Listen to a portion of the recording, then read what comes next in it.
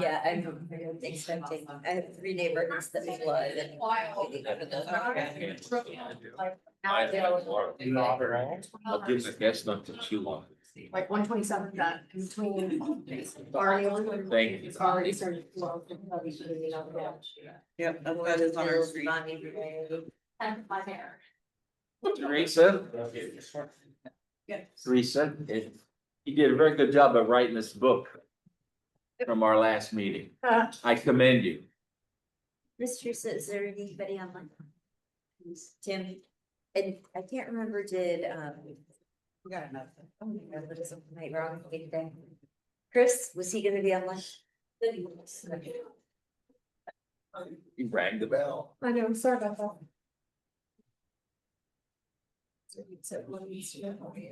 Becky, I apologize for the number of times I got off task with my questions. That's okay, you don't apologize. Very faithful reminding. You do not need to apologize. I think you have to for this meeting. Okay.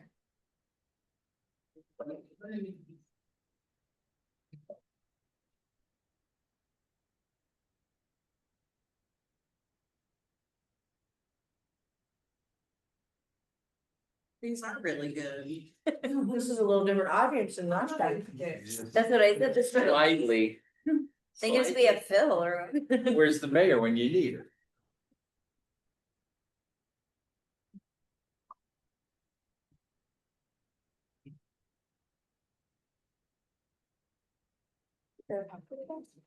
No, it's a rescue. You can go back. No, I'm good. Thank you. I said it in there, so I got a cup of soup.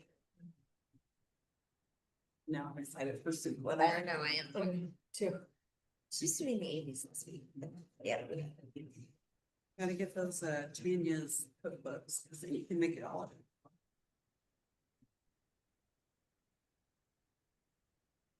Oh, someone asked me, are we meeting?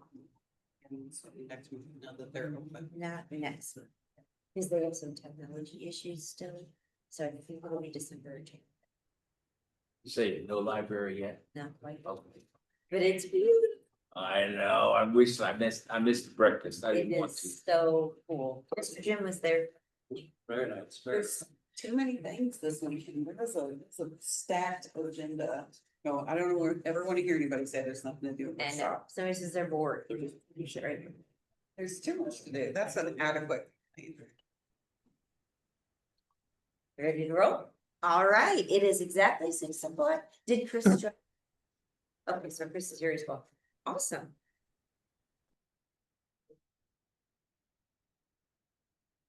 Good evening. I am Becky Tuttle, and it is my privilege and honor to serve on Wichita City Council representing District 2. Thank you for joining us this evening for the District 2 Advisory Board meeting on Monday, September 8th, 2025, 6 p.m.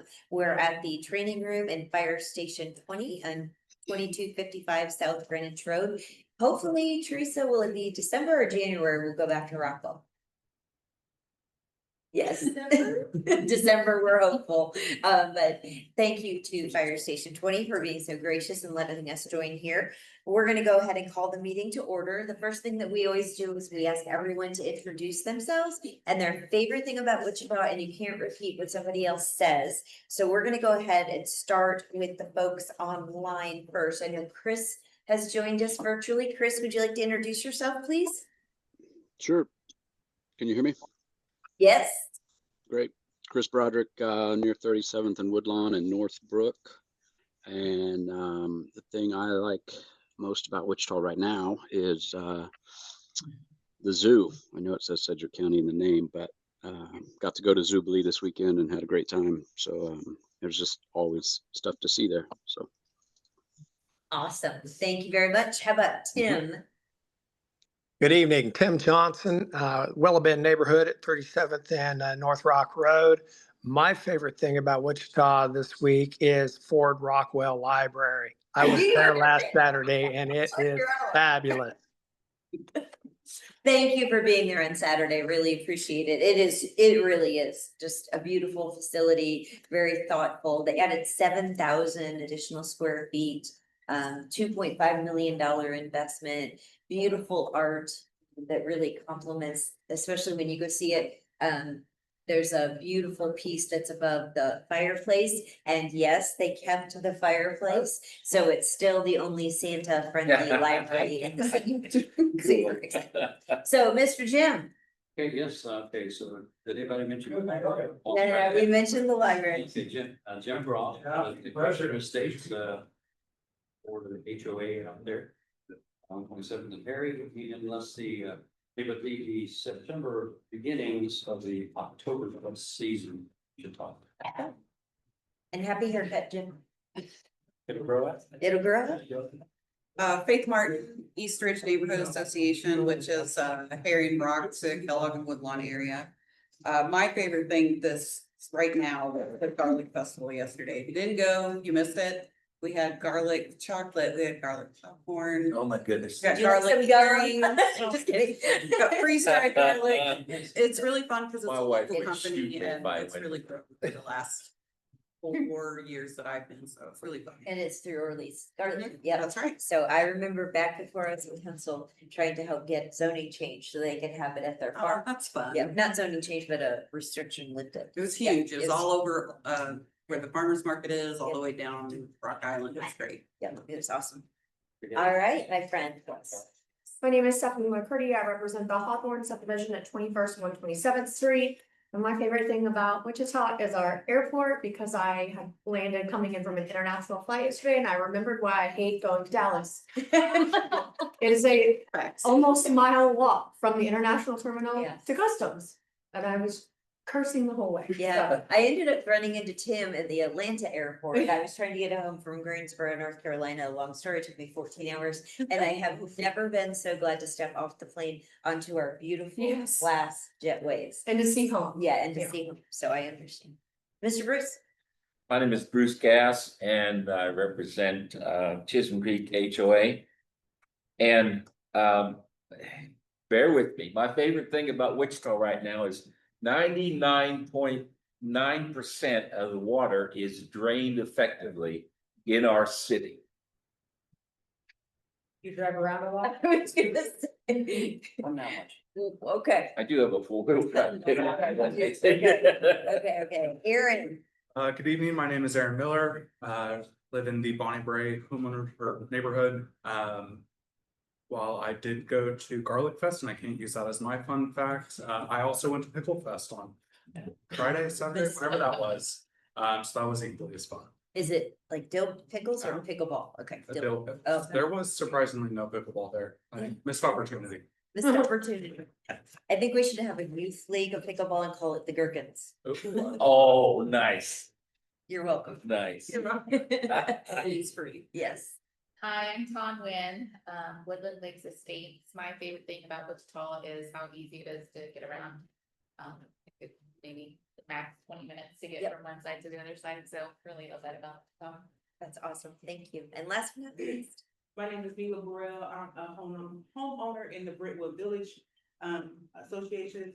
My favorite thing about Wichita would have to be how the city keeps us updated on construction of the streets. Like you see now, the sign that says new pavements coming soon, coming 2026. I love that. So you guys know what to expect from you guys.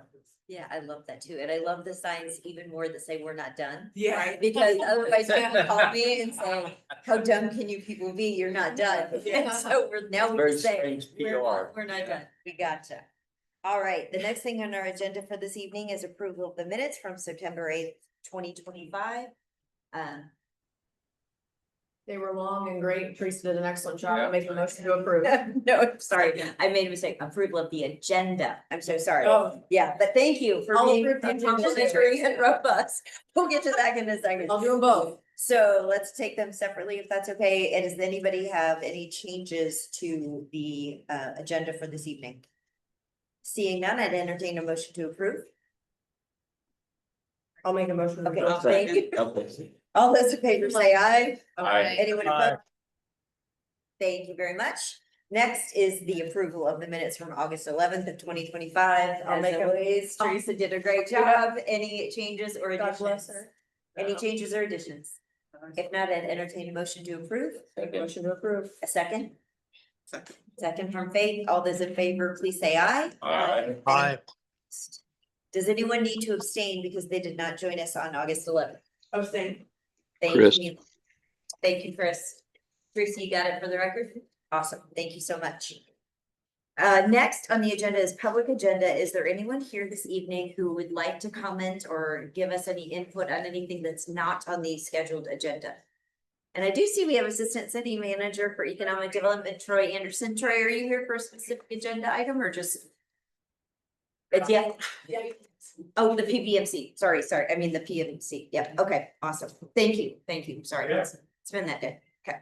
Seeing none, we will move to board agenda and we have our very own Faith Martin, who's going to give us a quick update this evening. She came and told us a little bit about it at a city council meeting and And so she's gonna let us know a little about her work and the work of the Wichita Citizen Review Board. So thank you, Faith. Right.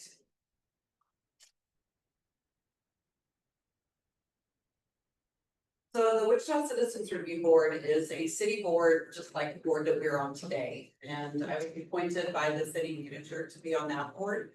That board has 13 members. Half are appointed by the council and mayor, and the other half are appointed by city manager. Well, actually, I believe 7 appointed by city. And so I volunteered to do this presentation tonight since I sit on the DAB instead of having the DAB too. So Becky has a person that sits on the citizens board as well. Basically, what we do for the Citizens Review Board is there's 4 different models of civilian oversight. And a lot of people think that our board does things that we don't, and we wanted to really get out to the community, talk about what the Citizens Review Board actually does versus maybe what other communities do. So there is a investigation focus, which is like the highest level of citizens review, where they actually can subpoena officers, so they can make binding decisions. And we are on the lower end, which is a review focus. Then there's a monitor focus, which is another type of board where they don't quite have subpoena power, but they're able to give oversight to the local law enforcement. And what we do is review, which means we review cases that have been closed to go to court. This is what we do. Thank you. So this board was established in 2017. It's had a couple iterations where like the city council getting to appoint board members, so it wasn't just the city manager. And this is to promote some accountability and trust and transparency between the citizens of Wichita and the police department. Next slide, please.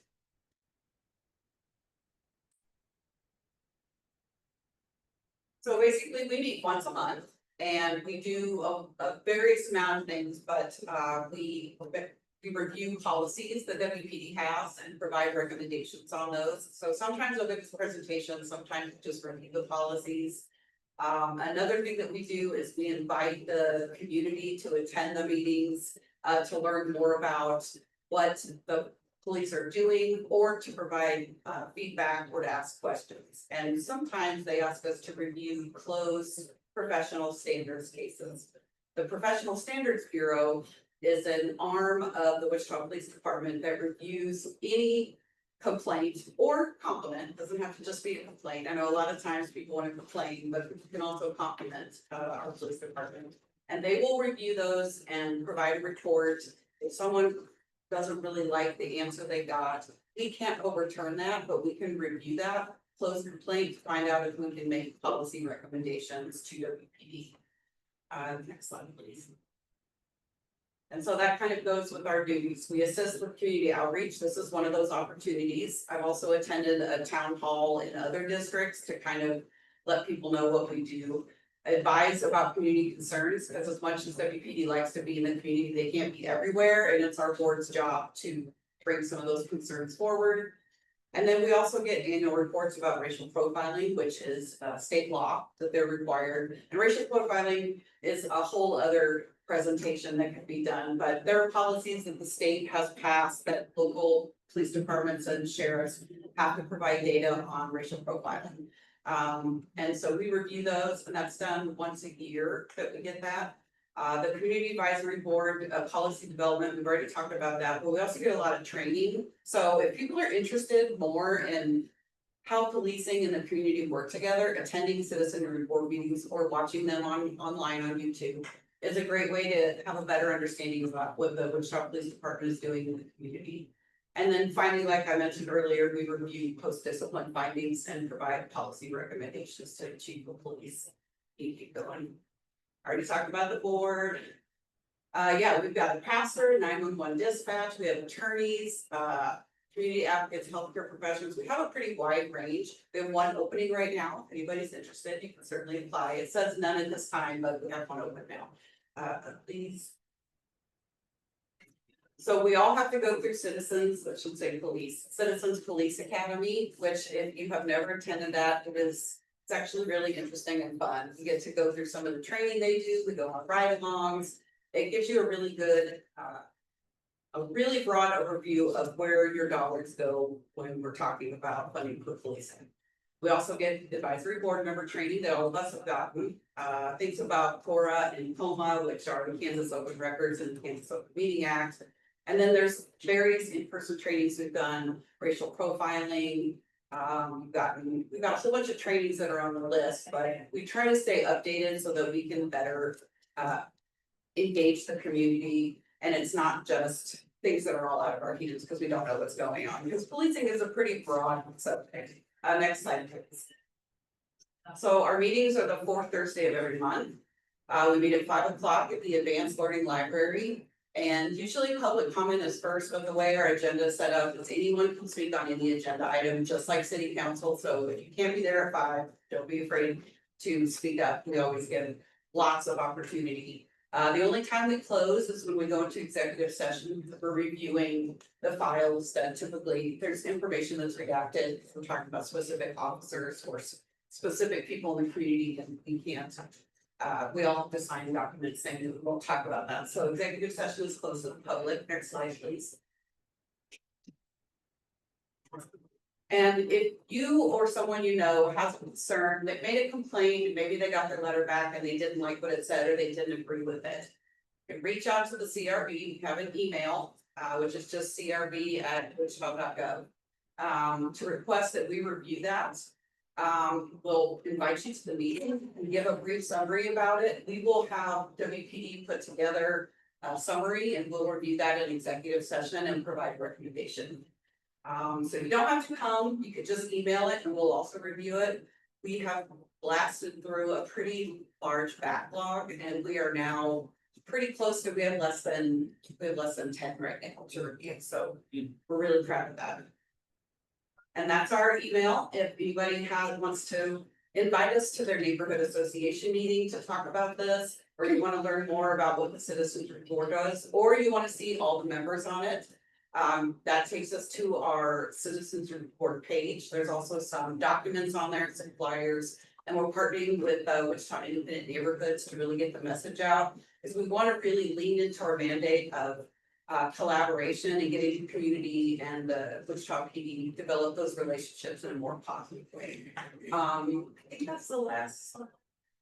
Yeah, does anybody have any questions? Did you have your training a couple Saturdays ago? Or what was the workshop that was 2 Saturdays ago or less, not this? Oh, that was the racial profiling. Racial profiling board, okay, sorry. Which is another board I want. Which is another board, you're on all the boards, Faith, it's our meeting. All right, thanks so much. Thank Well, you. I have a question. What do you think is the greatest value that you've found being a member of that committee? I would say the greatest value is the communities that I represent, whether it's my neighborhood or through the racial profiling board, have found a voice where they may not have thought that they had a voice before. They always had that voice. I just don't think they felt like they were being heard. We have a really great board now. It's extremely diverse with lots of different backgrounds and expertise. And I think we do a good job of trying to educate the community and listening to people's concerns. Because if you made a complaint and they told you it was unfounded, some people may think, well, that means that I'm a liar. That's not what that means. It means that evidence led them to that. We will review it to make sure nothing that's in current policy was violated, because we have had to make recommendations about policy before, and we will continue to do that. Thank you. Thank you, Faith. We appreciate your time and thanks for your service. All right, we are gonna go right into staff reports. The Wichita Police Department is not with us this evening, but they did provide us a written report that Teresa sent out earlier and then made copies for your packet. So if you have any questions, you can reach out to them directly. They provided their email address. Then we have we have fire. So we have Battalion Chief Crosby with us here this evening. And thanks for checking outside. We're all wondering if the roof was coming in. So that was the rain. huh? That was the rain. I asked Stephanie, I said, is that like the HVAC or is that the rain? I was like, that's really. And thank you for your written report as well. We Yeah. appreciate it. Figure I'd have my name over there, guys. It's been a while since I had the podium. I didn't know if that was intentional. No? Hey, Mike Crosby, Battalion Chief, I'm on C shift, Battalion 3, which is at Station 9. And, I would skip over this. You got me. I got you today. I heard the 1% water problem that we still deal with. On a personal level, before I came out here, I drove directly between Central and Kelly. And I guess I'm thankful. I know they're not sexy, they're not glamorous, but those type of improvements are necessary. I still think back to the big ditch, Yep. controversial, but it's helped Oh, us yeah. make progress to where it's at today and without. And I guess on a smaller scale, it gets a little hard for us to continue to go out, whether it's a curve or a hopefully it'll all work out for everybody's long term. So what percent would you be saying is rained effectively? Yeah, we drag barricades and then go pick them up. It's a stress, so hopefully this will correct all that. Hopefully everybody calms down, it's over, it all turns out flow. Thank you, thank you, thank you. All right. You all have a report, a DAB report, and we'll get better. I obviously put a lot into it. Just to skim over stuff, there's never a slow month for us. Specific to us, we run this significant alarms, obviously we saw some significant accidents lately. Pretty tragic. Bradley Fair got ran into by a truck. Those things create unique hazards in themselves. Trying to think of going on, we started a recruit academy with EMTs, so we're constantly adding this, we're constantly adding. So that's a good thing, we're able to get new people on board. Mainly focusing on fires in District 2, the investigators. There was others, but these are the only ones that went out and investigated. And to flip to those, I did not go to either one of them. I'll get to the right page here. I'll go with it. The apartment fire here on East Terry. We talk about candles and cooking, and that's a common theme, but just, I don't know how much you educate on that. It continually happens, so I know everybody, my wife likes candles. I don't, so. Imagine that. I just get along or whatever. But I really wanted to point out the house fire in Whitetail neighborhood. That's pretty significant. I think total damage estimates. $500,000. That occurred on the other shift. That's still undetermined to be the investigator to determine somewhere in the garage, but it's lithium batteries, spark smoking materials. But we don't like to talk about it, but there was significant excessive storage is the best way to put it, which tend to hamper things. But that was a joint city county effort to reduce that fire. This is 38 question. And trying to think of anything else that's been National Night Out. And it is great stuff there. We got 7 out in District 2. I didn't overeat this year. I wish I would have stayed longer at the first one because I didn't get killed. But no, it was a good event to get out and meet people. The weather was pretty cool. It was a little sweaty out. Just enjoyable. And also the fire department, we took delivery of some new fire apparatus. In rush for it, which I constantly inform them to put it into the car show downtown Central too. Because it would have been surprises. They are so pretty when they're new. Yeah. The firemen take them out, get them out, stretches. that and a giant rescue trailer. It's massive. USAR, is that what that is? USAR? Yeah, you saw it. We saw a trailer for deployment with the task forces for the the tornadoes, hurricanes. It's just broad capabilities. And it's so big, I don't know how to. Some good additions to. I guess up in my game, I sent a video to Teresa, which I want to say this so like Rolling Tape, but this was taken by a returning firefighter who was going down K-96. And he said, in my whole career, I never saw a fire happening. And he sent it to me. I'll do a little explain. It's only about a minute long and it's not real. It just shows fire in terms, it shows the header, which is the big black moon in the sky. And this is before anybody got there. You can't see the house, but you can search see the cameras. I think I saw it. There's no sound. I hope there's not, because he's probably in their same bed. But this was more than likely before or right at the time of dispatch. It's amazing how these things get to this point. Nobody's seen it. It happens. And it's pretty boring, but it's fireman. Fireman knows what we call it. Everybody geeks out of this, but that header is growing. And you'll see as it gets up closer to her, it's gonna be a big belch. And if they were putting water on, hopefully it'd be conversion, that black's no determined by, but that black's an indication of free burning materials, which would include 3 vehicles, reach the roof, which is in asphalt, which gives it that building. That's the white. And the plastic furnishings that we all enjoy.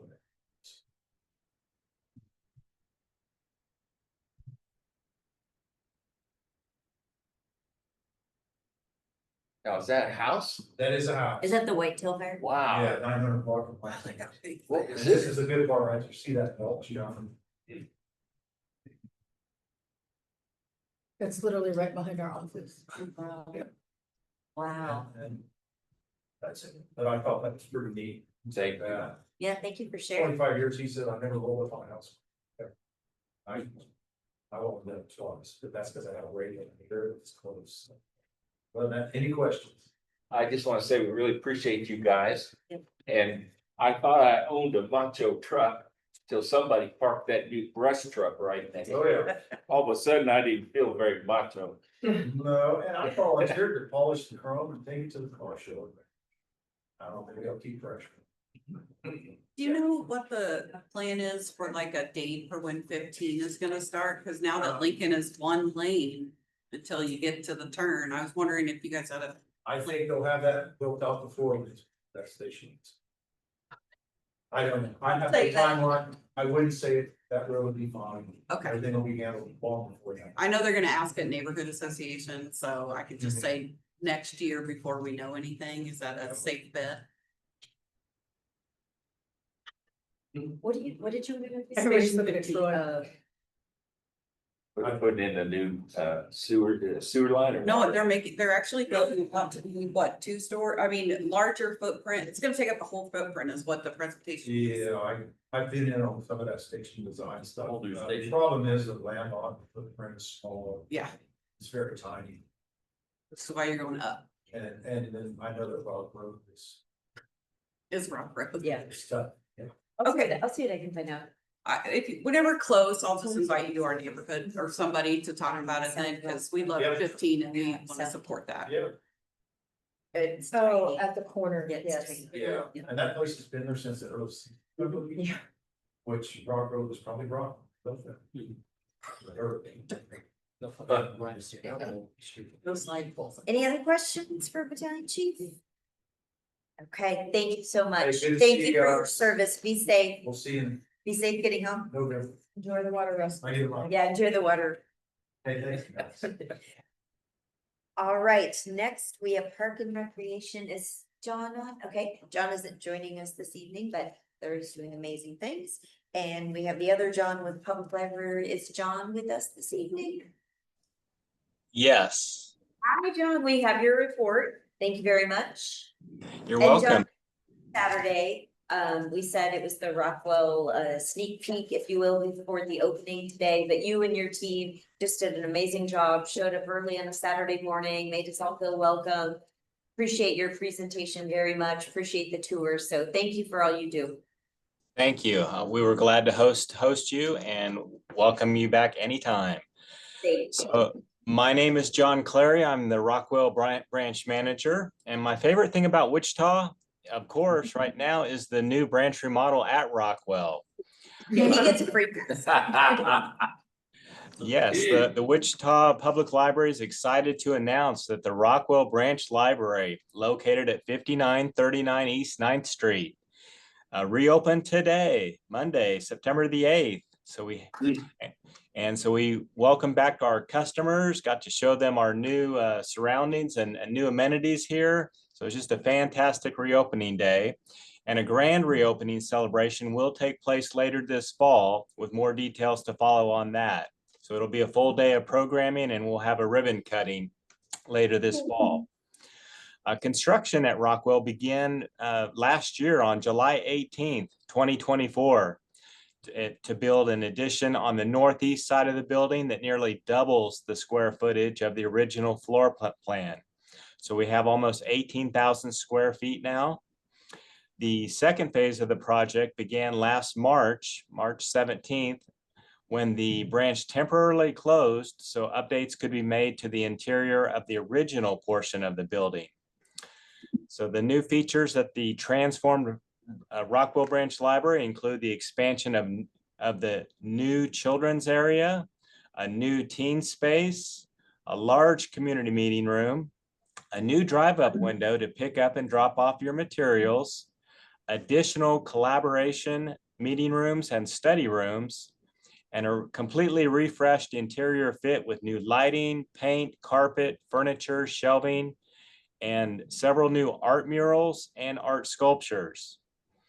So the reopening of Rockwell marks the completion of all of our remodeling projects identified in the Wichita Public Library's 2019 through 2023 master plan, which called for modernization of the facilities at the Angelou Branch, Alford Branch, Rockwell Branch, and Westlink Branch libraries. Now that all the projects are complete, the library is eager to maximize the investments made into these facilities to deepen service connections and address pivotal challenges facing the Wichita community, like declining literacy rates and increasing social isolation.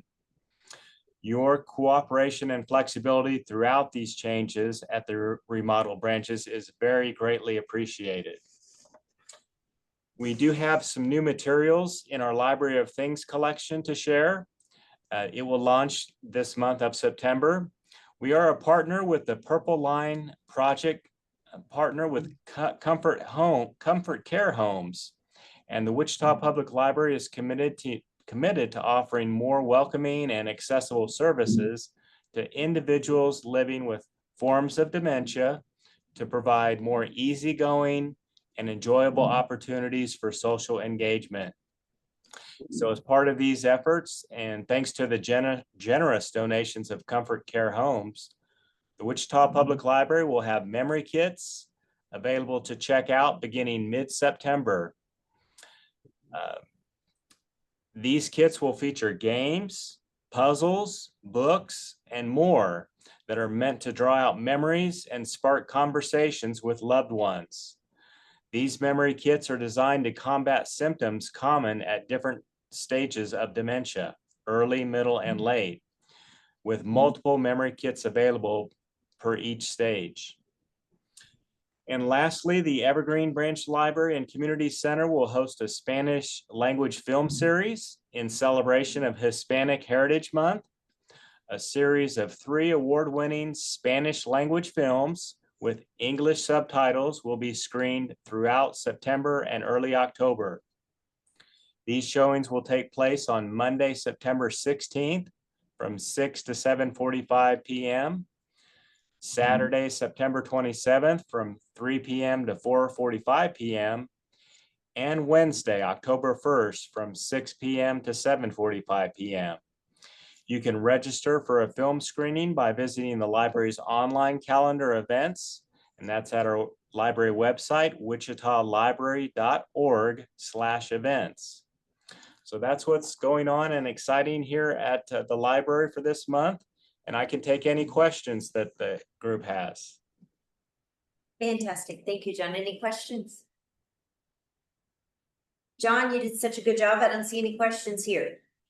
We can't wait to invite you all back to Rockwell and show you our new digs and just blow your minds with our great service and amenities. So please come check us out. We'll do it. Thank you so much, John. We appreciate you. Thank you, and you all have a great evening. Okay, you too. Stay safe. Thank you. We're gonna- Bye-bye. Now on the agenda, the first item that we have under new agenda is, I think the only item for once that we have under new agenda is CUP 2025-00025. Christina from Planning, thank you so much for joining us. I think this is the first time we've only had one in a really long time. Long time. Good evening, everyone. I'm Christina Reed. I'm with planning staff. And my favorite thing about Wichita is the amazing restaurants that we have. And I'm not from here originally, but I have friends who come and visit me. And I'm like, is this not the best barbecue you've ever had? Is this not the best Indian food, Italian food, everything? And it's great because we're just so close to all the farmland and the agriculture that all the ingredients are so fresh and it's just, yeah. So I'm excited to go to happy hour tomorrow with my friends.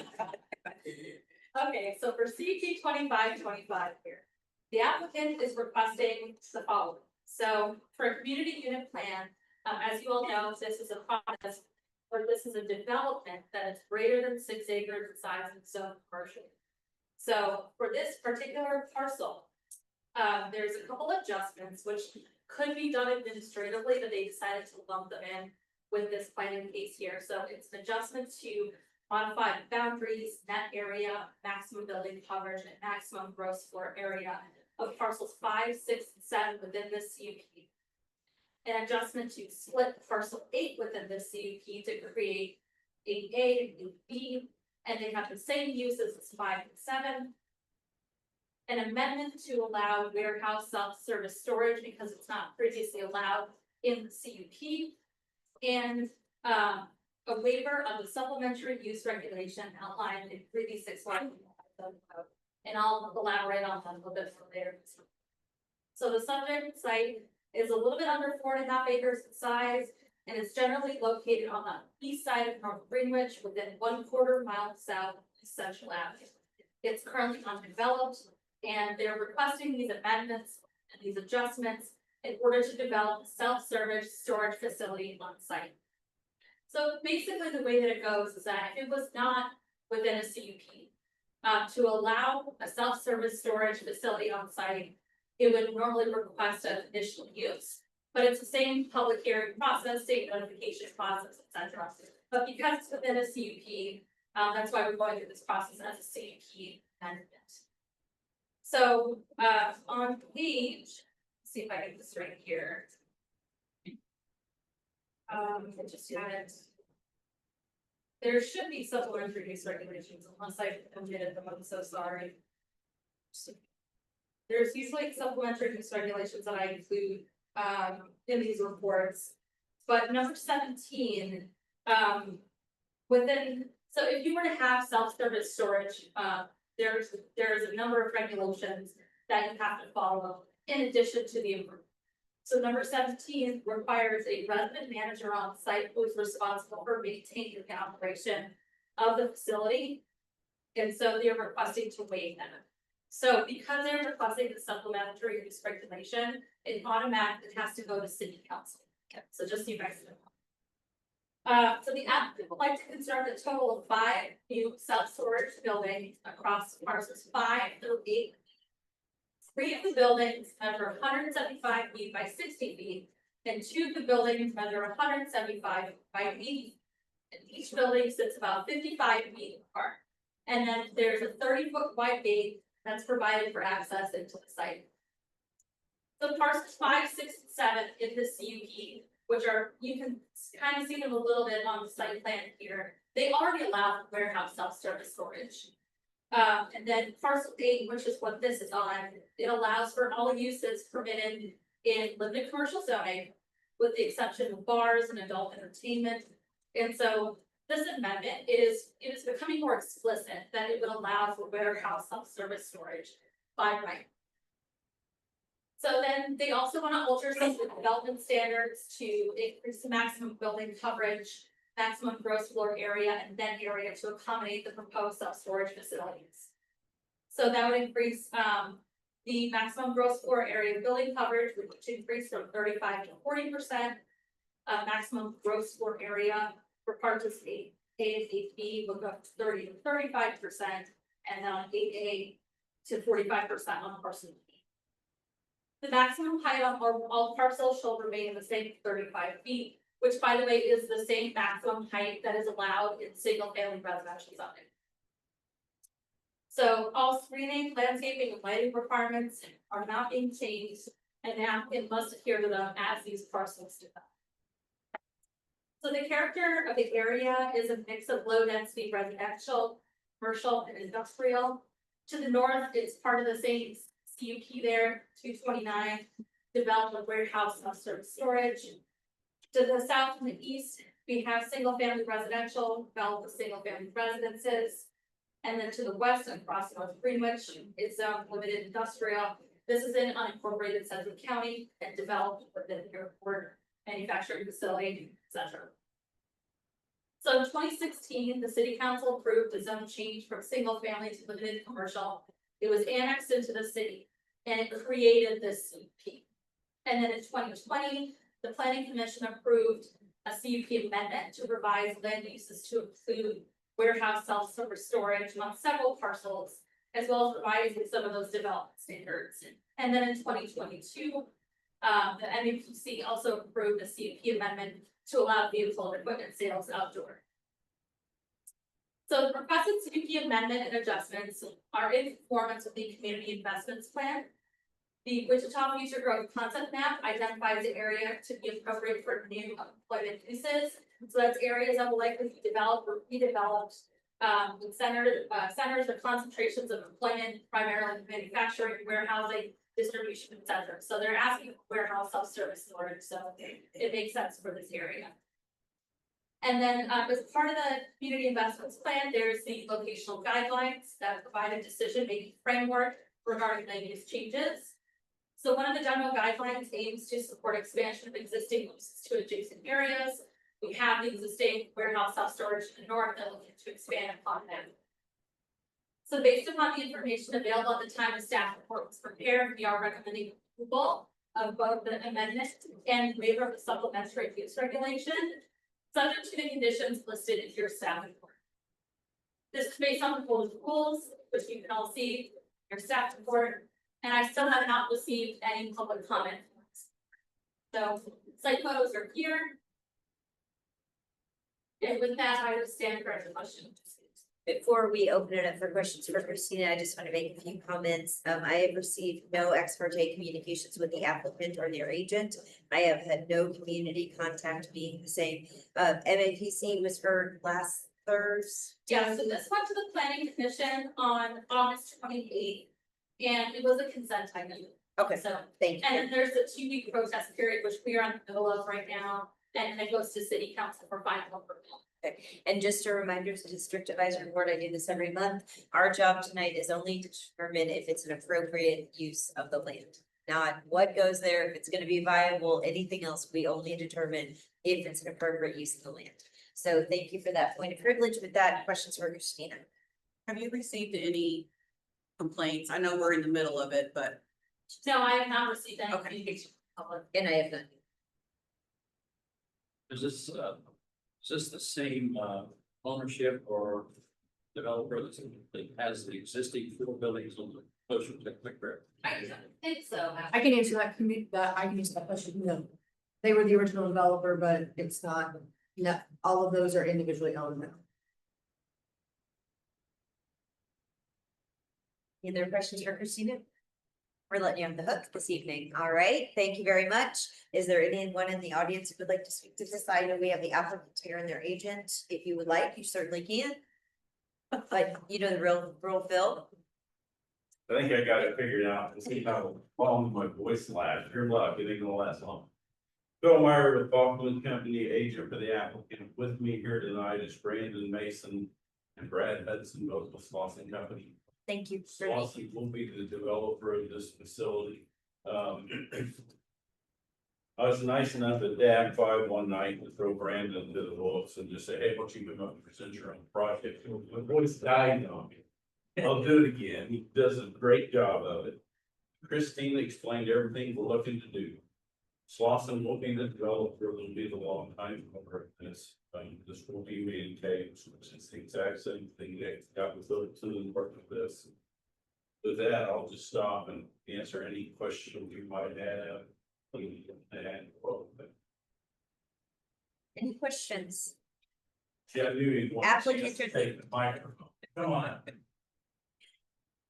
Thank you for being here and thank you for investing in Wichita. Absolutely. Hi, Brandon Mason, Slauson Company. As you all know, this has been undeveloped for a very long time. It was previously sold to auto dealer for a purpose that was going to pivot into subprime lending auto sales, targeting actual employees. There was a waiver on the development process, which then actually our repurchase rates. We immediately engaged the Wichita Township adjacently and said, hey, we want to be a good neighbor. What are you guys doing? What are your long-term plans? We previously sold them then. It is obviously used for all of their city services, the township services, heavy equipment. They've got a car washing bay, full town hall meetings there. And they said, look, we have a lot of vehicles that come and go. We can't have anything that's going to be high intensity use that's abutting our driveway or be adjacent because a dumpster dive turns into people on site. We've got millions of dollars bottled, whatever, right? Just based on what the season has built on. So, I approached them. I said, do you guys have a use yourselves? And if not, I think this would be a collaborative use that would be cohesive with what's going up and down. And also, a low intensity use that is shared as a neighborhood. And with the process, as proud to, with the township, it went to, public notice, 3 different posts. With newspapers, there was no other bids that came in. They then voted to sell to us, and at this point, we are here. For the sake of, we wanted to make it the most efficient we could based on, fire drive lanes, trash use, everything. So there was it was a proper development and thought through. That is literally why we're doing this today versus just going and slamming as much density as we could on what we already own, then, hopefully it works. We do intend to actually keep maintain ownership for most of this. There has been obviously a lot of these projects that have come out around all throughout Sedgwick County, largely because HOA neighborhoods do not permit, the outside storage of extra vehicles, toys, RVs, boats, you name it. But we also have a lot of small businesses, landscapers, carpenters, home staging companies. There's all sorts of stuff that's, technically you want it to be hidden in plain sight, but drive time does cost money for each of these small businesses. So we figured this would be a, helpful use not only for the immediate community, but also a complementary. Any questions for Brandon? It's like you did a great job. We don't have any questions, so thank you very much. Okay, seeing no other public comment or questions, we'll bring it back to the district advisory board.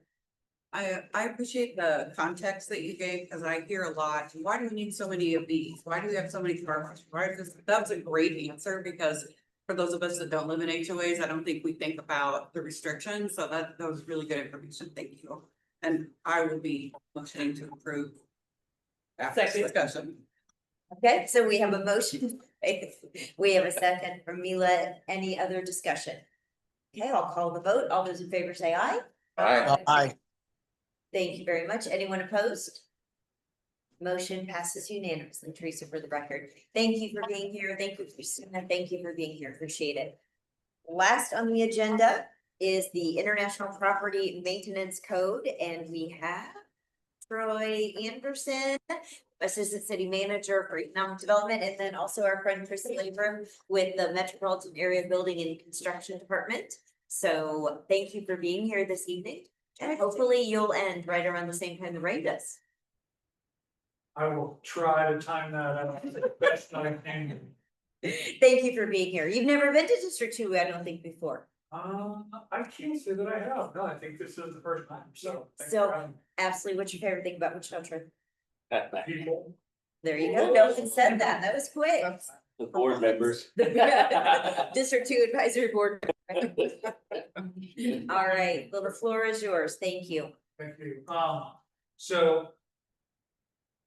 With some of these, we've been able to go through sort of rather quickly.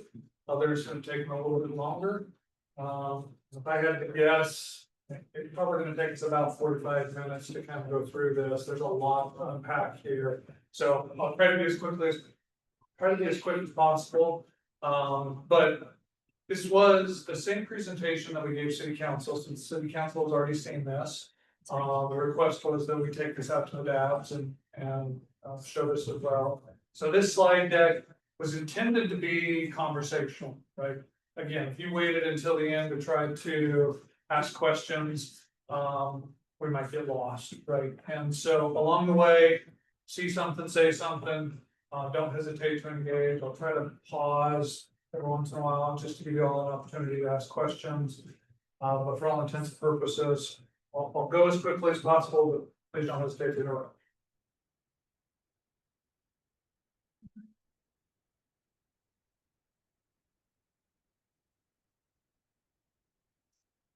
In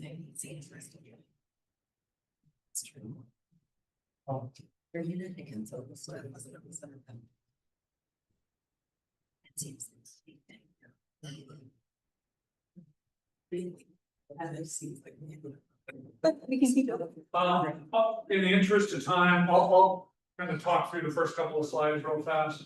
So this is, I'll hit the agenda here in just a minute, but this is about the conversation regarding property maintenance codes.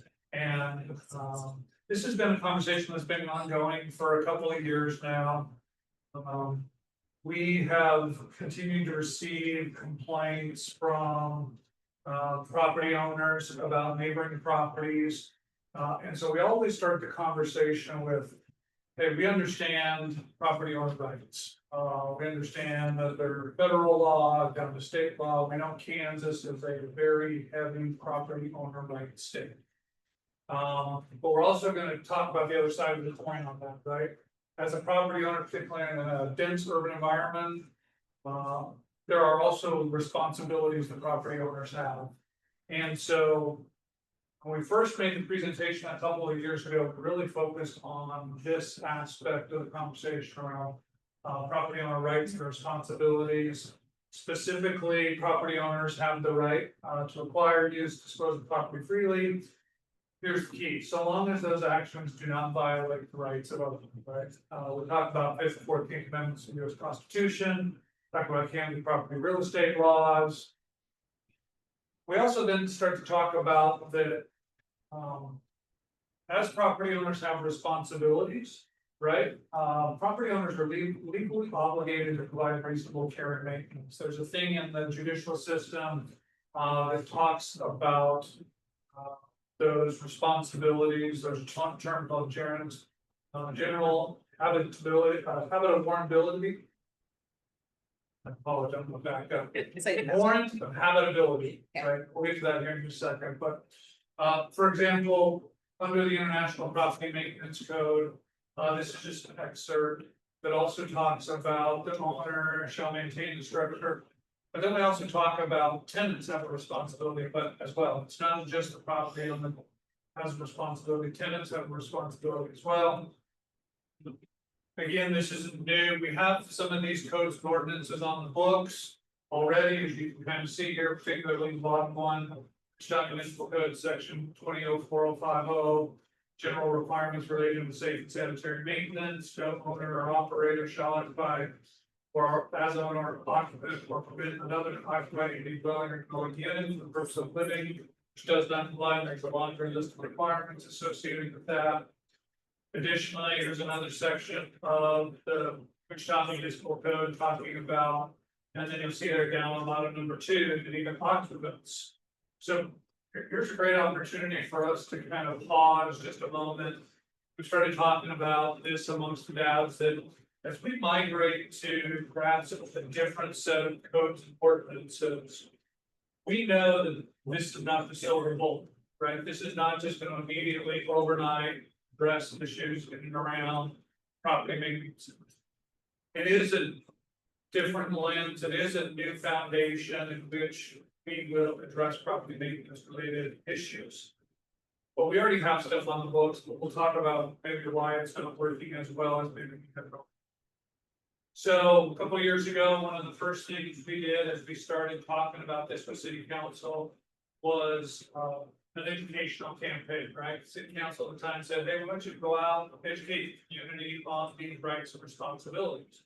Particularly as it relates to landlords and tenants. So we drafted this landlord tenant handbook, talks about minimum standard, federal, state, local laws, rental agreements. And we started distributing that amongst the community. So this is what I was talking about a little while ago. Occupants and tenants have the right to live in a habitable rental property, which generally means it's free from health, safety threats, infestations, it's functioning. Again, called a warranty of habitability, regardless of whether city adopt codes and ordinances, this warranty of habitability exists.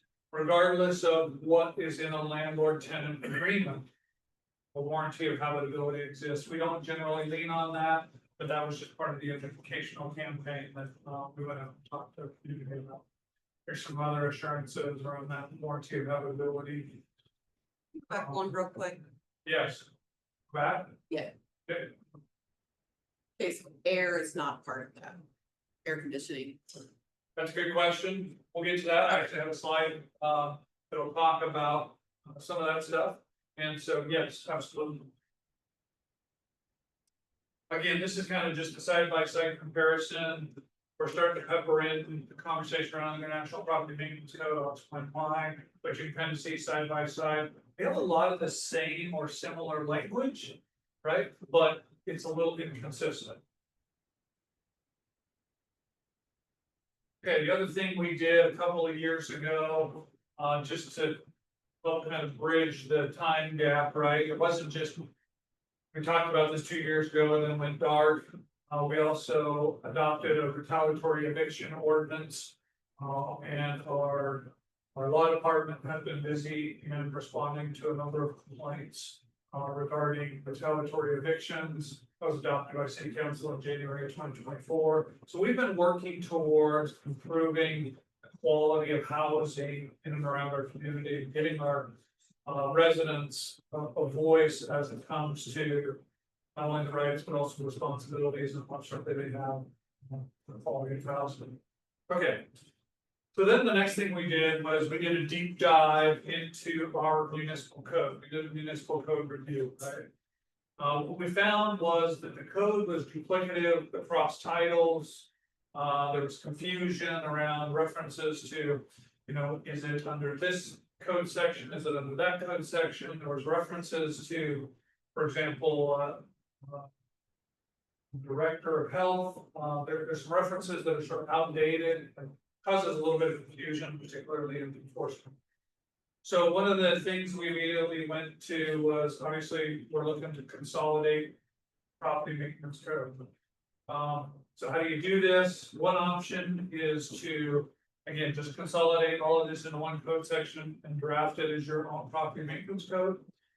You see there we have chapters or titles 7, which is the health code, 8, which is the nuisance code, 18, which is building, and 20, which is the housing code.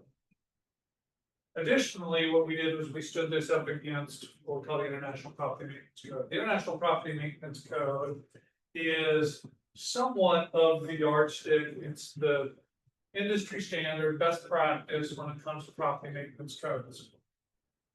It's a vetted, professionally developed body of work based on best practice case law technical standards. It's part of the International Code Council Code Series family, right? So it's designed to work alongside International Building Code, International Residential Code, Fire Code, Mechanical Code, Plumbing Code, so on and so, yes. Why do we care about international? You're just talking Wichita, right? That's your jurisdiction. Yes. It's just an organization, right? Correct. International Code Council is the organization that drafts the international code series, like the International Building Code, the International Fire Code. To your question, I think maybe to your question, they say international, there are some nations around the world that have adopted. Primarily, the International Code Council is a national organization, primarily a US sort of national organization. But again, they become sort of the industry standard when it comes to building codes and fire codes, property maintenance codes. What happens, cities then adopt those codes and they make local amendments, right? So yes, you're right. It's not just kind of adopt, plug and play, for the most part it is, but there's a lot of local amendments that we made so that it's applicable to the local community. So this document is what drove changes in city and county recently in building codes. Absolutely, yeah. The International Code Council comes out with these code series every 3 years. So every 3 years, with new technology, new, again, understanding of industry standard and best practice, we see revisions that are made to the codes. And so every 3 years, we're constantly looking to update our codes to make sure that we're assuring public safety and compliance with industry standard best practice. The International Property Maintenance Code just comes alongside that and is another code that the city could adopt and make local amendments to, rather than adopting their own code series or adopting their own codes and ordinances. Again, one of the reasons why you look to a property maintenance code is, and the way I've explained it to people is, in a court of law, right, if we're ever challenged in a court of law over a code series or a code standard, right, we can lean on the International Code Council and go, this is an industry standard that cities across the nation have adopted, right? We know that the courts have sort of tried and true and tested up against the court.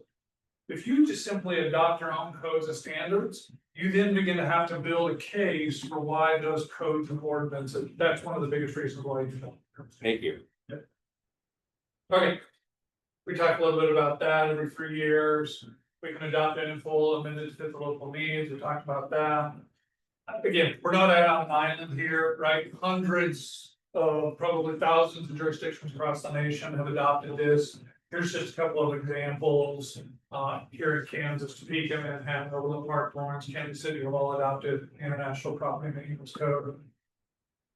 Okay, so as we move forward, what we've been starting to talk about is how do we repeal the ordinances that we have on the books and replace those with the International Property Maintenance Code. When we did the side-by-side comparison, again, with just drafting our own municipal code versus adopting International Property Maintenance Code, again, there's probably a lot of really good reasons why we should just adopt the International Property Maintenance Code than just write our own. So it's kind of this idea of repeal and replace. We're going to repeal sections from Title 7, 8, 18, and 20, and we're going to replace Title 20 with the International Property Maintenance Code. There are some code sections within 7, 8, and 18 that don't apply to property maintenance. So that's why it's going to be a little bit surgical in the context of we're going to repeal certain subsections. We're not just going to carte blanche sort of repeal Title 7, 8, 18, and 20. We're going to go in and kind of surgically remove, because there are some subsections that don't necessarily apply to property maintenance standards. Okay.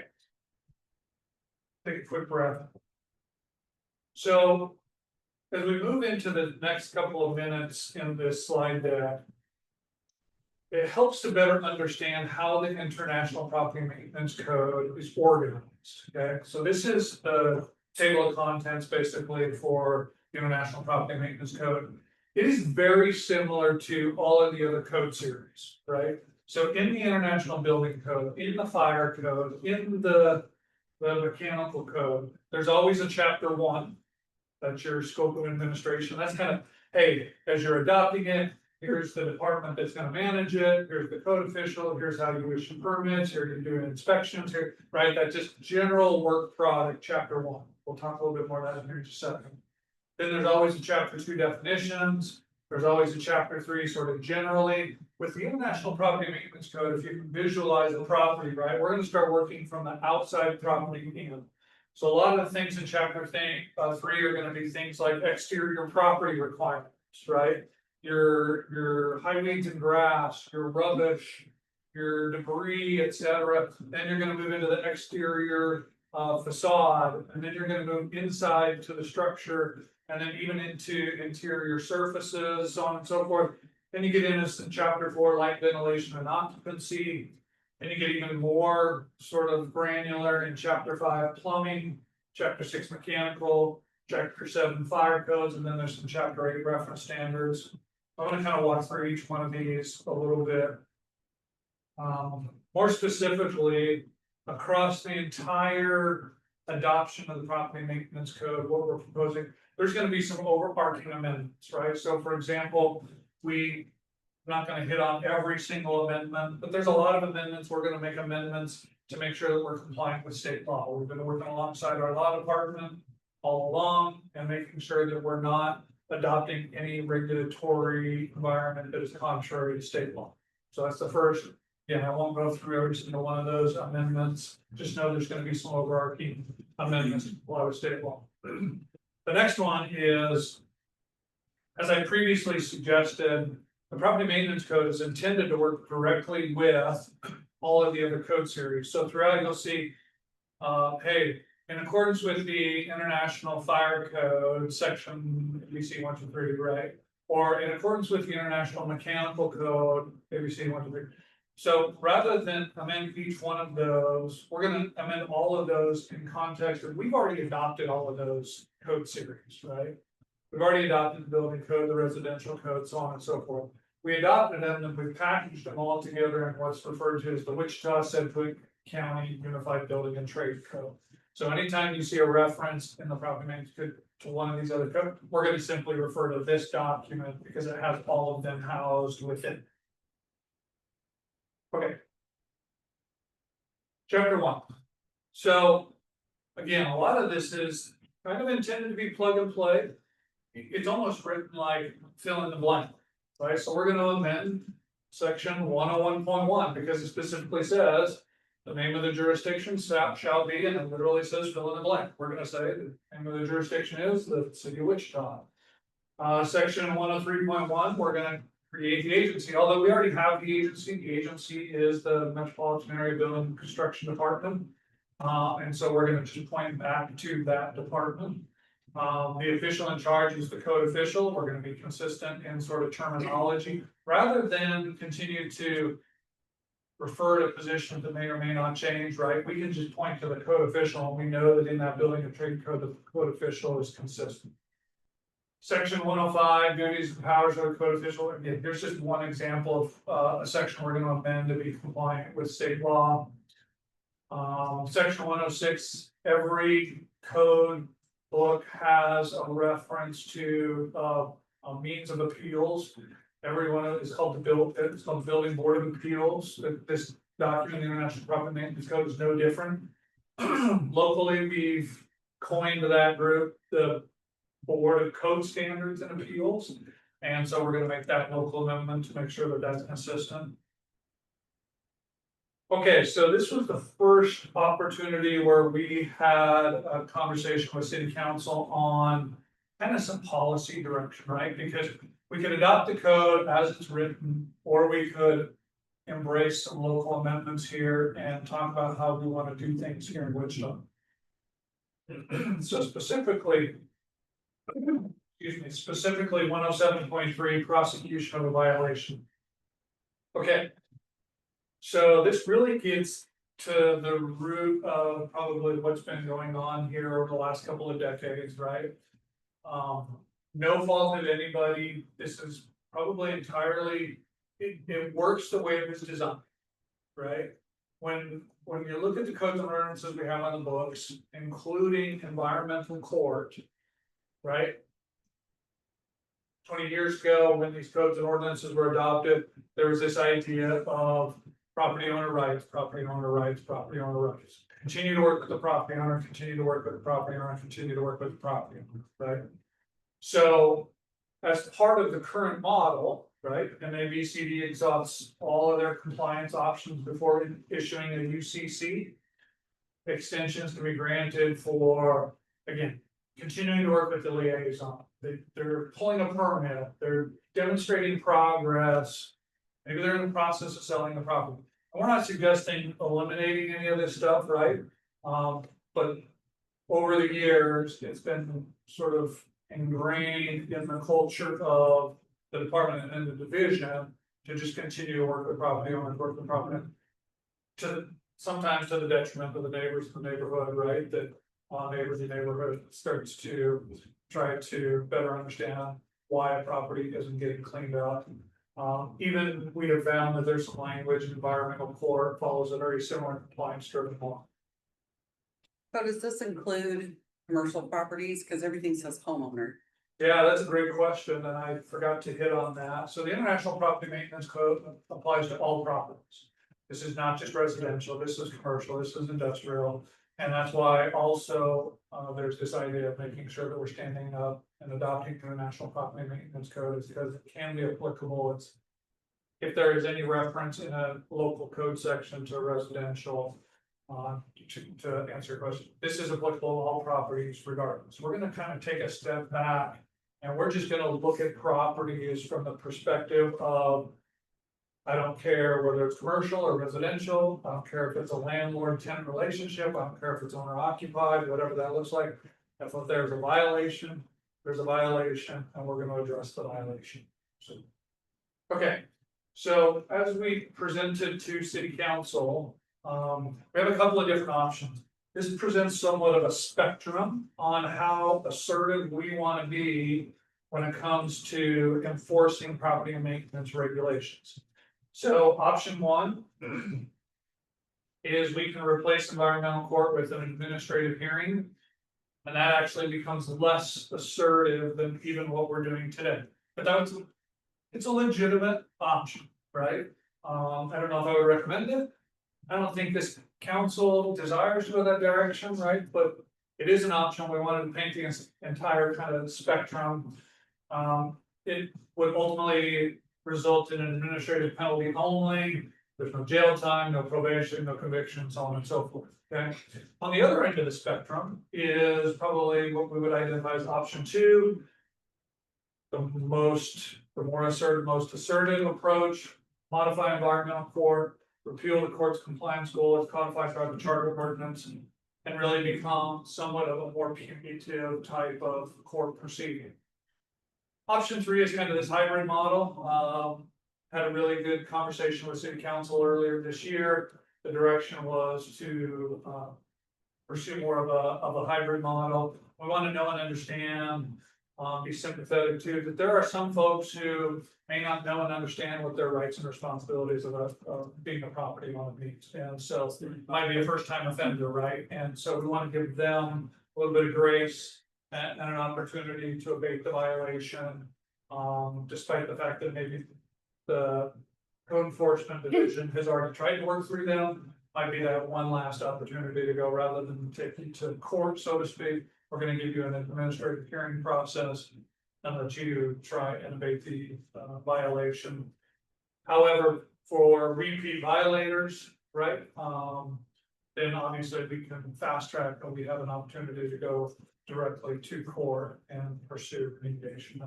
Would option two allow environmental court to pursue out-of-state property owners that aren't taking care of their properties? So coming back to my approach here in a little, this approach does not differentiate between whether you're an out of state or local, right? We're gonna go after a property owner, after a property owner, after a property owner. Again, we don't care if it's a corporation, an LLC, a proprietor, a resident, right? We're gonna focus on the fact that the property owner is the property owner is the property owner. We're gonna work directly with the property owner to try to make it violation. The challenges still exist regardless, right? We're still gonna have issues with out of state landlords. But again, hopefully this will get us to a place where we can start chiseling away some of that stuff out. This is only one piece in a larger puzzle, right? You'll see I got a slide here towards the end. This is only one piece. It's kind of the foundation, right? We're really gonna kind of build from the ground up again, how we're approaching property maintenance. But again, it's not a silver bullet, we understand that, but we've got to rebuild and, got to start from somewhere.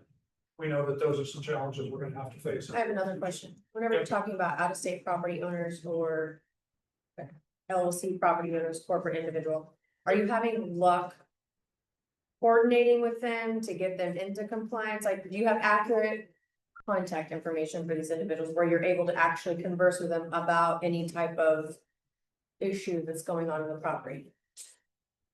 So some out of state, doesn't even have to be out of state, some LLC, some property owners are just unresponsive, right? Right. If we do have a property owner that we have been able to engage, right? By migrating to this approach, we're gonna be more expeditious in trying to get the violation abated. Imagine somewhat of a strike three sports analogy, right? Okay. We've gone out, we've identified the violation of strike one. We've given you an opportunity to abate, we came back in a period of time, we inspected, you didn't abate the violation, strike two. We're gonna give you one last chance, it's an abbreviated compliance period, we're gonna come back, strike three, you didn't abate the violation, go tell it to the judge, right? In that kind of context, we're introducing the stick, right? Historically, we've had a stick, but it's been mostly carrot. Right. We're trying to even that out a little bit, we're trying to And then how encourage. long do you anticipate? Because it sounds like you're looking more at the hybrid model. What is the period of time that you're anticipating all of these actions to, from start to finish taking? Depends on the violation. Okay. There's gonna be some violations that you should be able to abate in a very short amount of time, Okay. days. There's gonna be some violations, it might take you 90, 120 days to abate, right? And so, one of the things that we're gonna do, and I'll talk about it here in just a little bit. This is only part one of what I'll say is a three-part approach. Part one is adopting a new code standard, part two is the standard operating procedures, right? That's where the rubber's gonna hit the road. And that's where we're gonna be more consistent and more routine in how we approach each of these violations through those standard operating procedures, which we're actually in the process of drafting now. We're gonna be able to address each violation. So regardless of whether you're an inspector in District 2 or if you're an inspector in District 6, you're gonna treat that violation the same way across the board. Again, more effective, more consistent in how we're exercising the And standard. then addressing a previous slide, I'm so sorry, I'm in the real estate business, this is a bad deal for you, I'm sorry. No, this is good. When addressing these types of issues, do you have the personnel currently already in place? Or is it something that you would be adopting new personnel to be able to fulfill these positions? Because I would assume that once you get this in place, you will have a spike in potential reports of what is happening through the hybrid model. Yeah, so this has come up in a couple of the other dabs, and here's the best way for me to try to answer that, right? No, there's not gonna be a request for any additional personnel. Okay. Our goal is that by being more efficient in how we're getting to try to get these violations abated.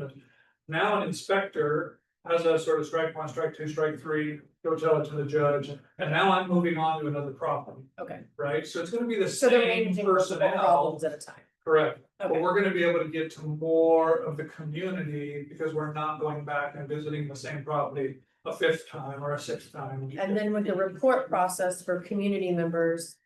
Potentially addressing, so my concern is someone's trying to, they're getting ready to put their house on the market and the neighbors got. I mean, God knows what's going on next door and they need to report that.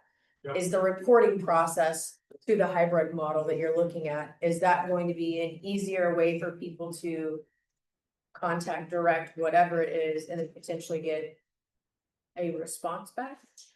Yeah, so one of the things we're looking at right now is first and foremost acknowledging that we haven't done a very good job with that in the past. There's been some technical limitations with the software system that we use that has created some of that.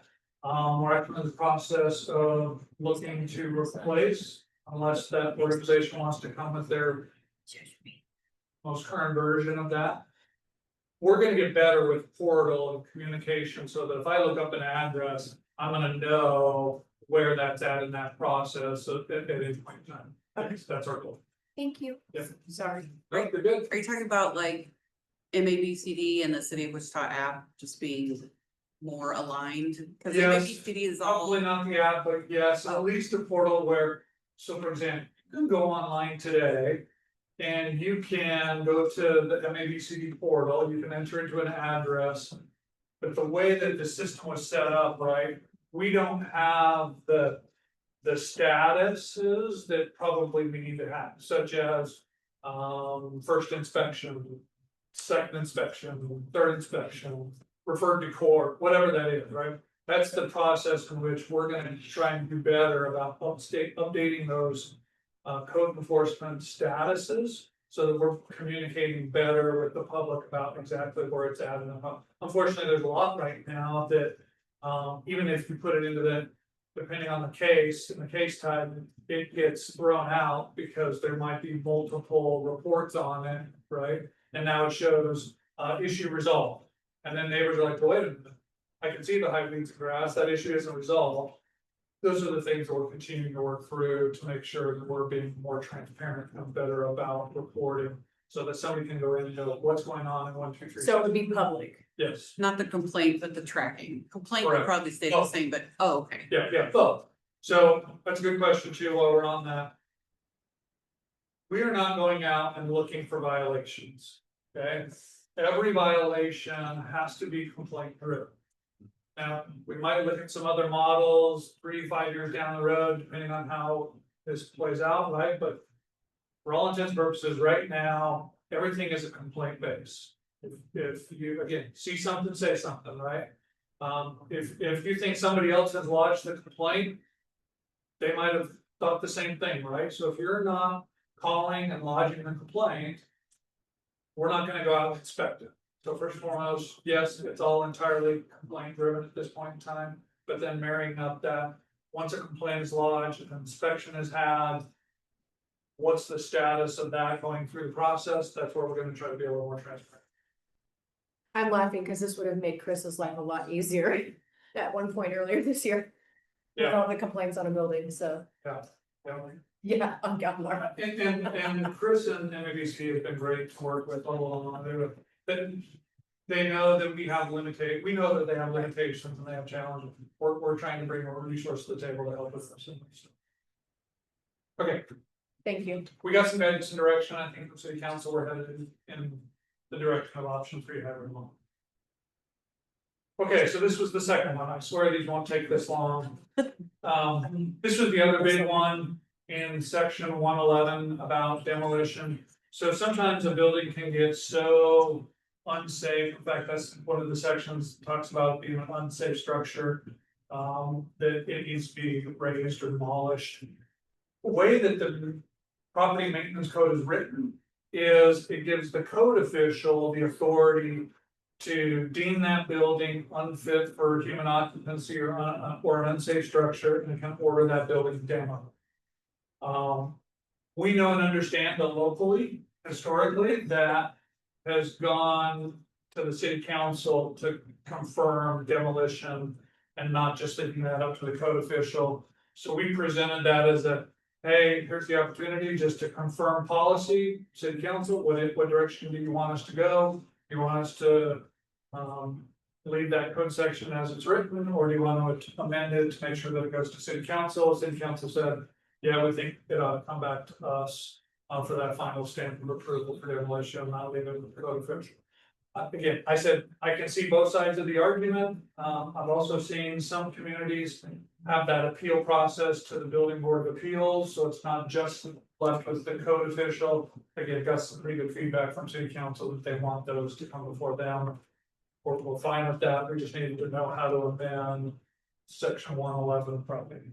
So that demolition process would probably be more expeditious with the hybrid model. I mean, we had a vacant fourplex that finally was torn down last year that sat vacant for like, I mean, was deemed like we're gonna destroy it in 2 years. Yeah, So this would make like that process a little faster if it was like 3 strikes, you're done. so Yeah. demolitions of unsafe structures can actually happen faster than even that strike one, strike two, strike three, right? In the Okay. context of the minute that the code official knows and is aware that a building is unsafe, he or she can placard that structure and order that building unoccupied, right? Unsafe. Go through strike one, strike two. Oh, strike okay. three. It's a much more, if it truly is determined to be an unsafe, unfit structure. Okay. Okay, so that was chapter 1.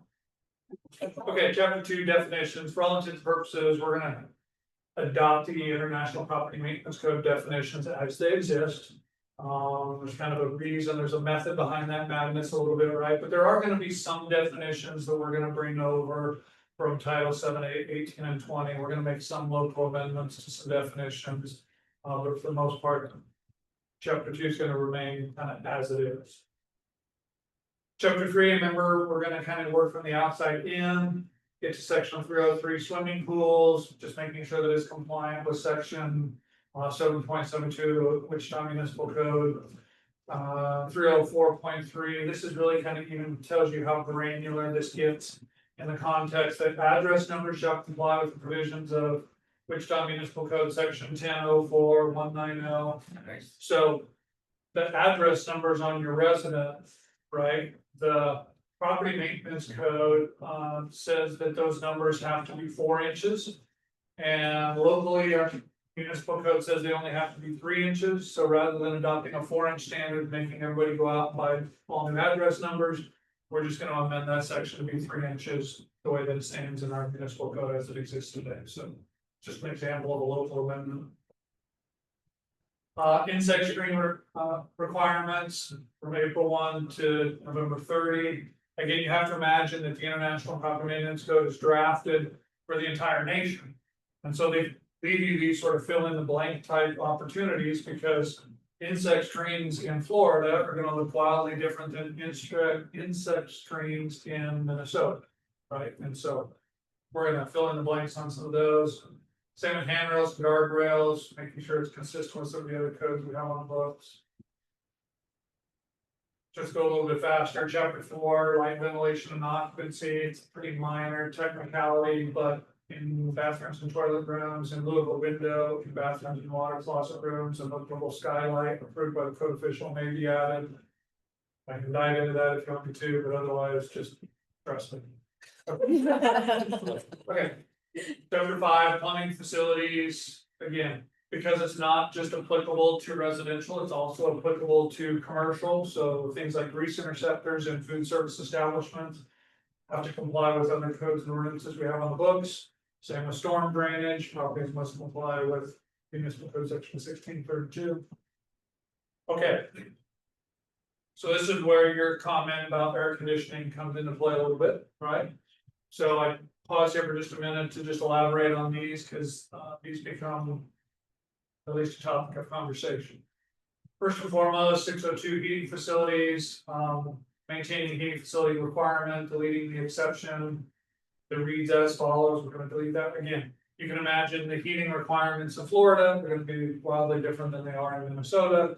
And so we're gonna make that applicable to the local jurisdiction. 602.3 heat supply. So the requirement is that you must maintain a requirement to furnish heat, remove date ranges for minimum temperature and removed exceptions. You'll notice there's no reference in here to air conditioning, right? Or any type of cooling of a residence or structure. The reason why is because this also works in conjunction with things like the existing building code, right? If you imagine back to late 1800, early 1900 homes, for example, they didn't have any technology back then to cool the resident. they may have had a fireplace to heat the residence, right? And if you have a fireplace in a late 1800, early 1900 home, you must maintain that, right? To make sure that it's in good operating order.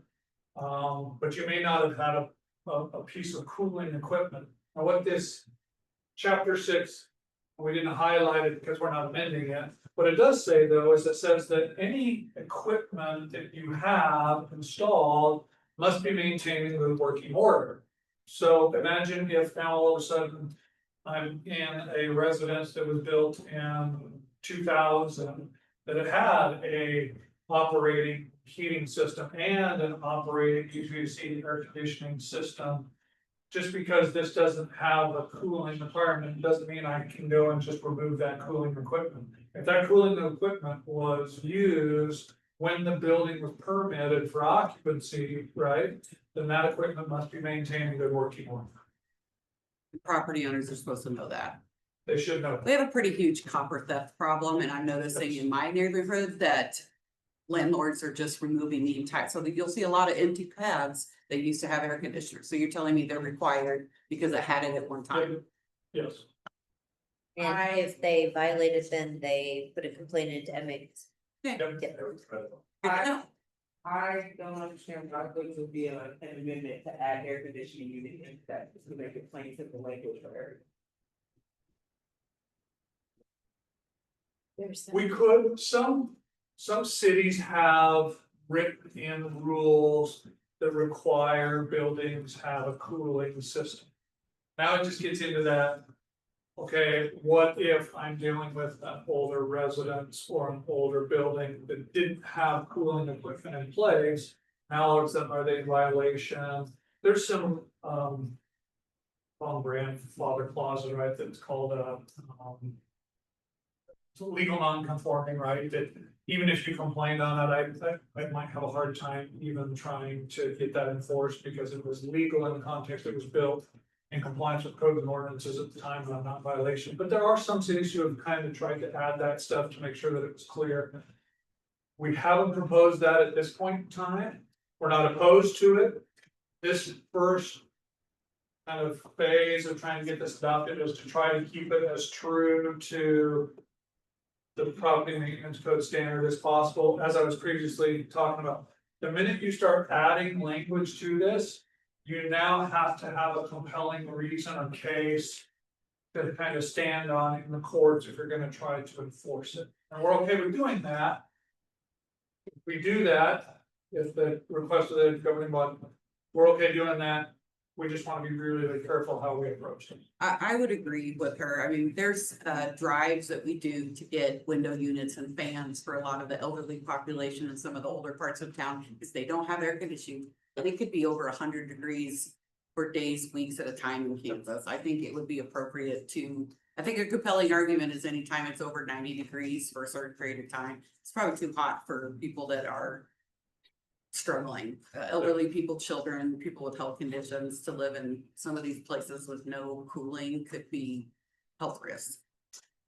Again, just remember, like, under the international existing building code, I can't compel, I can't force a property owner to add equipment that they may not already have, right? And so we get a little bit of comfort, but we'll be more than happy to explore that and have that I conversation. think the conversation needs to be had, because I'm gonna guess the facilities built after 1900 probably outnumber the facilities built before 1900.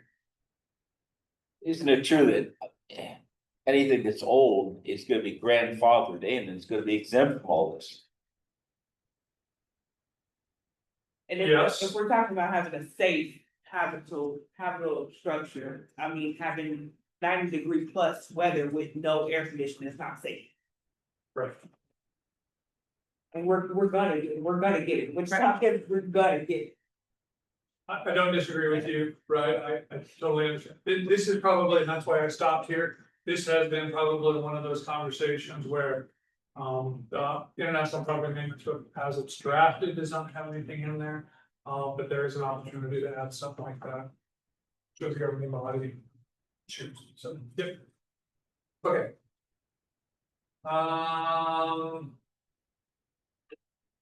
really, the rest of this is pretty safe, or pretty straightforward. Chapter 7, fire safety requirements. We're gonna leave it untouched other than those two general amendments we described. Basically reads exactly like the International Fire Code we have on the books. Okay, so some next steps. Next steps, took us a little longer to get through this just in scheduling. So here we are with the DABs. We're into September. This is the last district advisory board meeting, so Best for last, that's right. that's the last. We're wrapping up the ordinances kind of as we speak, so it's probably gonna be October when we bring the ordinances back to city council. A little behind schedule, but we still feel like we're pacing well for this to go live January 1, 2026. Assuming all system changes can be made within the timeline. We've put a great big huge footnote on that because as we go through our technology exercise right now, we're just making sure that that's all gonna align. But our goal at this point in time is to have the ordinance in place, have the standard operating procedures in place, have them sort of trained on, et cetera, and be ready to go January 1, 2026. Okay, policies and procedures drafted, ready to go by January 1. So first draft for public, for city council, for public to make comment on, you're saying it's October? Yeah. Okay. Okay, so remember I said there was kind of a three-part to this, right? There was the codes and ordinances, there was the standard operating procedures. And then there's some performance measures. This is really where we want to go back over the next couple of years and make sure that we are doing what we said we were gonna do. We're gonna try to silo those a little bit, specifically maybe even with different technologies, right? For example, the complaints, we want to be able to isolate complaints and know when, where, and how we're receiving those. Be able to better track GIS and otherwise, where are we seeing complaints? What's the percentage that the complaints are valid and we're actually finding violations, those kind of things. So you can imagine a CRM tool around sort of the complaints, but then once a violation is identified, right, that kind of moves over into that second silo, that's the case management, until it's ultimately turned over to the courts. It's either abated and resolved, and we'll know that in case management, or it's gonna result in something being handed off to the courts, and then we're gonna have kind of a separate performance measure on making sure that we're getting through the court process effectively, efficiently, so on and so forth, to be able to get some big, really good data out of that. We're gonna really try to stand up sort of different silos just around performance measures. If I could just make a recommendation on the complaint side, because I make a lot of complaints. I'm happy to go in and look and find all of the code that go to it to make sure I'm not asking for something that doesn't exist. It may behoove us, whatever process we use, whether it's MABCD's portal or the city of Wichita, or whatever you come up with, link those codes directly to it. So, I mean, most people, they're not Luddites. They're gonna figure out, oh, I can complain about dogs, but I can't complain about this. I think that maybe the number of complaints would be more. It would be more efficient and less of just like, my neighbor's a jerk or whatever people say, and I know they say that, so. Yeah, these are gonna be entirely sort of property maintenance related, so you're right, it's not gonna be noise or dogs, or Right. this is gonna be. My neighbor has rubbish and highways and grass, or there's a hole in the roof, or the building's falling over. Okay. And again, last slide, real fast, we throw this up there because we know and understand that there's a lot of ancillary conversations that are being had. Much like we talked about the landlord, the.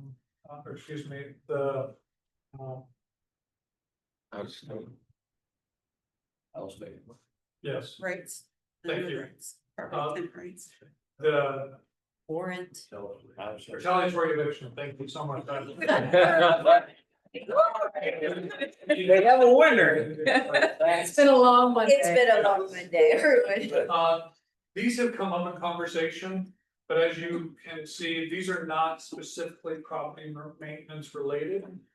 We actually have a number of these being drafted by our law department right now. We'll ultimately put them in front of city council. City council can kind of vote this stuff up or down.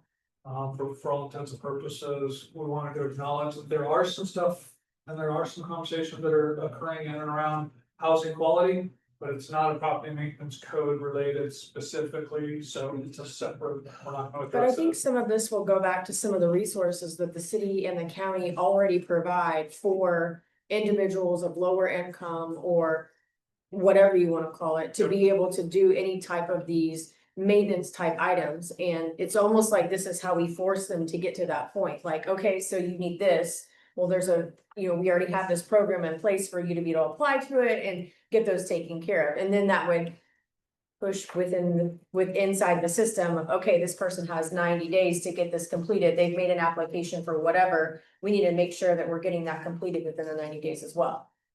Because there are more programs out there that help with any type of housing, like with, lower income, to be able to fix a lot of these issues that are causing the jam up here. I think awareness of those programs Right. would go. But it provides an avenue to get them to that point to utilize these services that are available, not just from the city and the county, but also from like the state as well. Yeah, and that's where those standard operating procedures come into play, right? As we are engaging property owners. One of the first things that we need to be doing with those is educating those property owners as to what their rights and what their responsibilities are. But also what opportunities they have to be compliant. And we're gonna bake all of that into the timeframes associated with the various violations, right? So that these folks can get the resources that they need, they can connect with the resources they need, but it's gonna take some diligence on both parts, right? This is where we're gonna give you an opportunity, we're gonna give you an opportunity, we're gonna give you an opportunity, but eventually I gotta move on to some other properties and somebody with. So sidewalks part of this, like, I know we have a sidewalk fund that never gets used and some people don't repair because they can't afford it. I know people complain about sidewalks, but is this part of this? If a sidewalk is on your property? You're responsible I for have to it. go back, I don't think the property maintenance code addresses, now if you have a driveway. But usually this doesn't address sidewalks, we do have a separate code ordinance for sidewalks and that will be managed, right, by folks involved, but. No, the property maintenance code doesn't specifically. So nobody can make a complaint about a sidewalk. Yes, you can make. Oh, Yes, You can. can make a complete. Yes. But it's not part of this. Yeah. Yeah, part of the, that's a good question. They go by I don't think it's. You're still thinking. Well, it's because that fund, from what I hear for multiple years, goes unused, and I think a lot of people don't know that that fund exists, and if somebody gets a complaint about it, which if this isn't part of that. That might help fix some of our jankety sidewalks. I think with the resources from city and state and unused funds and just bringing awareness to everything that's available to help. I take that back, it is included in the property maintenance code. I didn't think it was. So it talks about sidewalks, walkways, stairs, driveways, parking, and other similar shall be kept in proper state of repair and maintained free from hazardous. Then that would be a great resource, if somebody's making a complaint, be like, did you know? Correct. You can get some funds to fix So, that so sidewalk. this sort of procedural scenario, and like, for example, would it be, is being implemented or has been and working through like the big apartment complex, say on 127th and 21st Street out there in that neck of the woods, is that this kind of stuff is what kind of drives keeping them and probing them along to, or either Though we wish. they're. No. I don't think We just hope that sucker goes down, to be quite honest. So it's. After that. No money in limbo still. Right.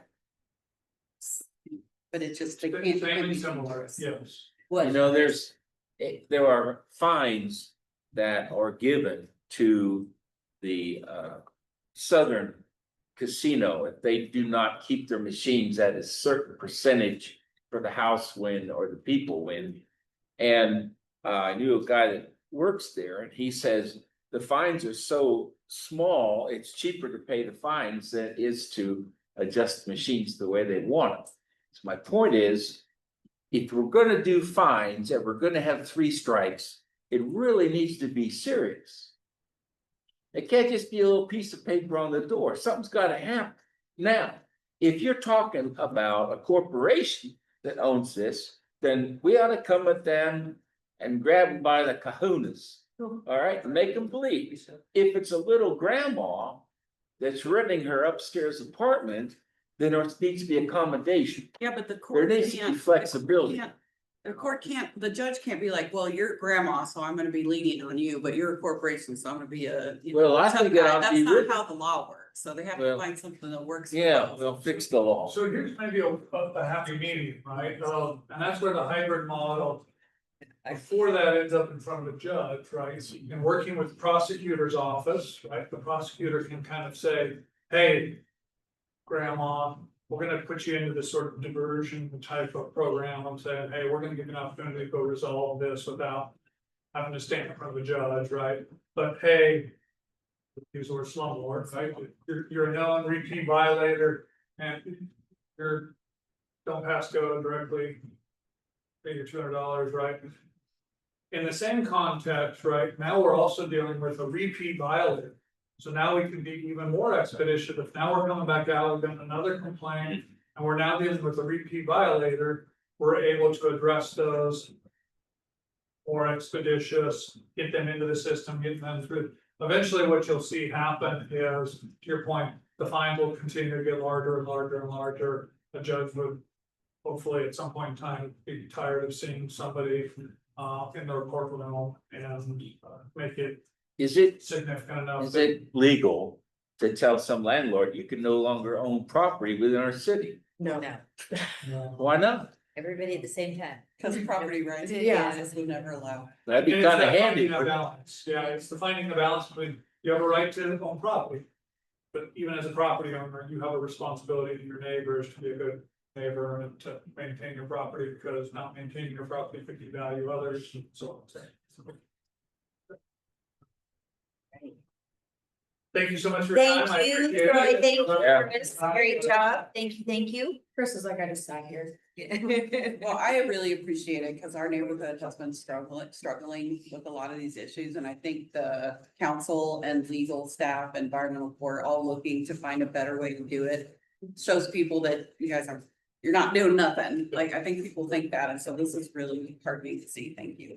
And thank you to the district advisory board members for hanging in there. I know it's been a long meeting. It's a lot of information. So thanks for keeping Troy on his toes with all the good questions.